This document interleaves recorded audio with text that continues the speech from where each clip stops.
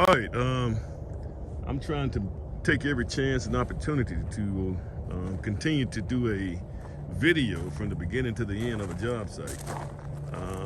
Right now, we see right here we have our gravel in, and what this gravel does, this is for our front main entrance that we're gonna be coming in. And the good thing about this right here is you wanna go ahead and create that main entrance right off the bat, because what that's gonna do is that's gonna compact all of this soil right here, because you're gonna have a lot of trucks and concrete trucks and all those things gonna be coming out here, and it's going to actually compact that driveway. Okay, and a good thing for that is if you get all that compacted with all that weight on it, what happens is when you finish the house and you put your concrete on here, it doesn't settle as much. It's not moving. You don't have any boards and things of that nature right here in this area. Now, we do have our gravel here. I put some straw bales here as well, but this gravel is actually to keep the mud that's on the truck tires from having an impact on the road systems. You see, we already have a little bit of erosion kind of spewing out down here. I got to put some of those bales right there. There's an inlet. If you look right down here, there's a street inlet right there, so I need to put some bales there to keep the siltation from having the effect on that as well. What we have here, when you go up here, and here's what I did. I actually had my son to come in, and I had some lumber. I was building a deck on one of my sites, and we had some support beams or some strong backs. So right here, I took these strong backs and brought them over here. Reason being is because I know the first thing my guy's gonna do when we start framing, if somebody needs some extra lumber or something like that, they're gonna build some sawhorses. And I don't want them building sawhorses out of my lumber. Okay, so the lumber that I have to build a house, I don't want them building sawhorses. Now, I don't know why he brought this here, these 6x6s. Don't understand that one. So now, there's another thing. I'm actually gonna do this is a nice little item here.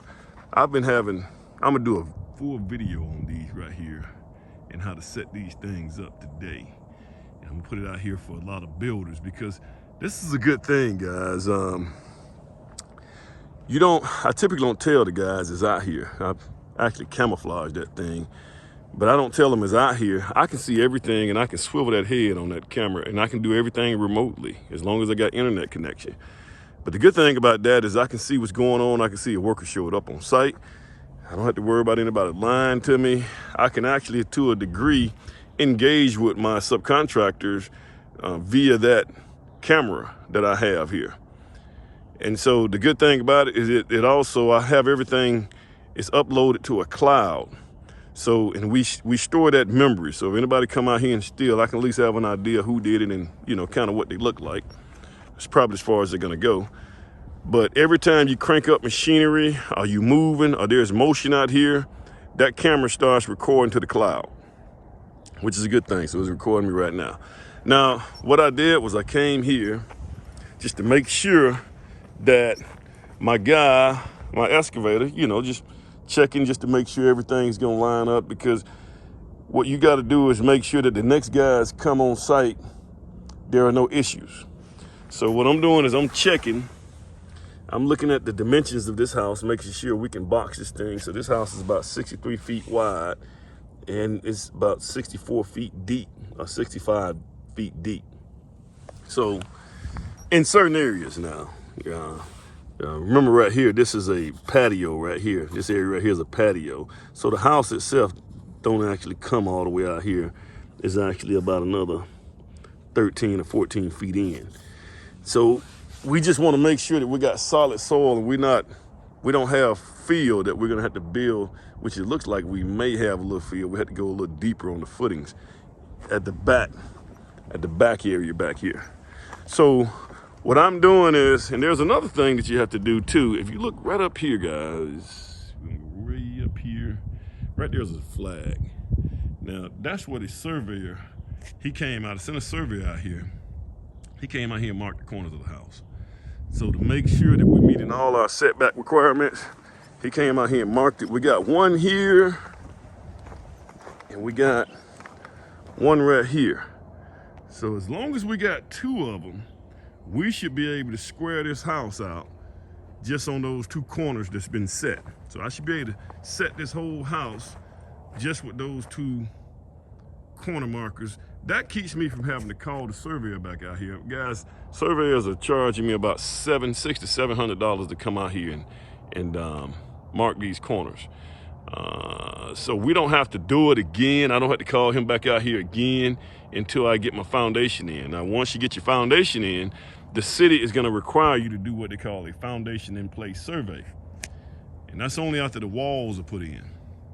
Once we get that foundation in place survey, you send that in to the city, and they're going to send it to their zoning, their board, the zoning coordinator. And what that person is going to do is make sure that that house is meeting all the setbacks. Make sure you don't have to get he's actually approving it through the zoning board, but he's making sure you don't have to go get a variance, which they don't really give variances out here, guys. If you mess up, they'll make you dig that foundation out and do it all over again. So you want to make sure you get that right. Now, if you look right here,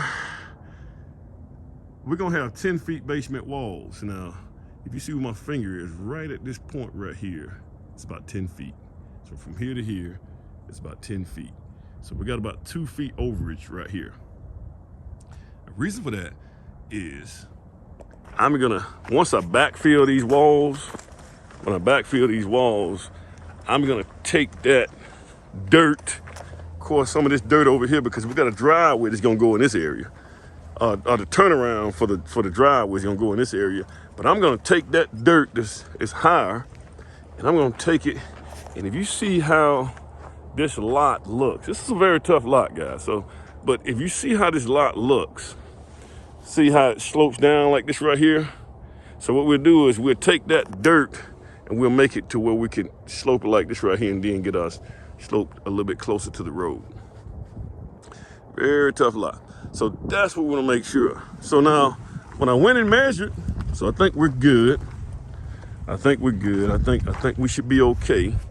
So from that point all the way here, all the way to about right here, I got my 63, 64 feet. And then like here in the middle right here, if I go all the way back, I got about 64 feet. Now, probably toward the back right here, that little wall right here, that looks like a little field. Which means, what that means, guys, like right along in here, you see how this right here is field dirt. This is not solid soil. We just pushed it back here. So the solid dirt probably is about right here. But you do have solid dirt on down a little bit further, maybe about 2 or 3 feet down.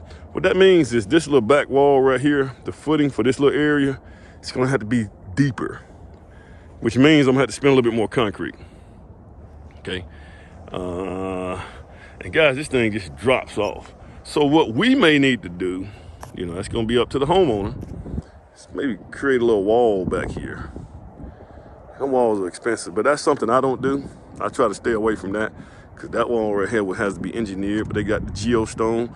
But she could get a little backyard. She can get a small backyard back here if she did that. Now, we definitely got enough dirt to do it.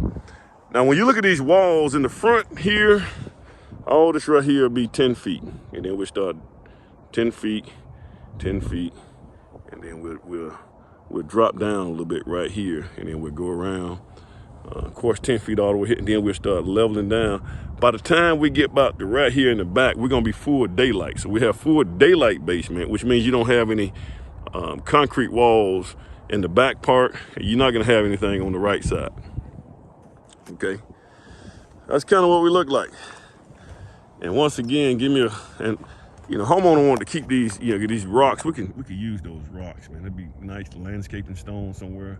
They almost look like tombstones. I don't know about that, but we can find somewhere we can use to kind of hold up a wall for landscaping. And once again, I'll do a video a little later, but she's gonna have, and guys, you can just imagine if you send up another 10 feet, this view that you have. This is like, I'll be honest with you, this is probably one of the best views you can get right here. I mean, this is probably one of the best views in this neighborhood, because you can just kind of look down and you can see everything just about. Okay. Thanks for joining in. Like, share, subscribe.